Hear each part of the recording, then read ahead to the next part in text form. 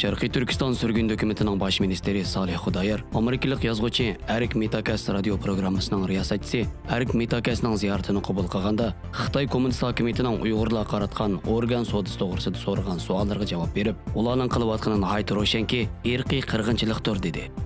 U Xitoy hokimiyatining Sharqiy Turkiston yurgizayotgan organ sodisi ustida nihoyat tafsiliy to'xtalib, Xitoy hokimiyati Falun Gong, Tibet, Uyg'ur qatorliq xalqlarni qonunsiz bostirib, ularning ichki organlarini planliq, sistemalik, tashkillik holda organ sodisi bozori ichib, buningdan nihoyat cho'ng naf olmoqda. Olibmi lagerlardagi Uyg'urlarning ichki a'zolarini atalmish halol organ sifatida musulmon ahliga setib cho'ng bozor ochmoqda.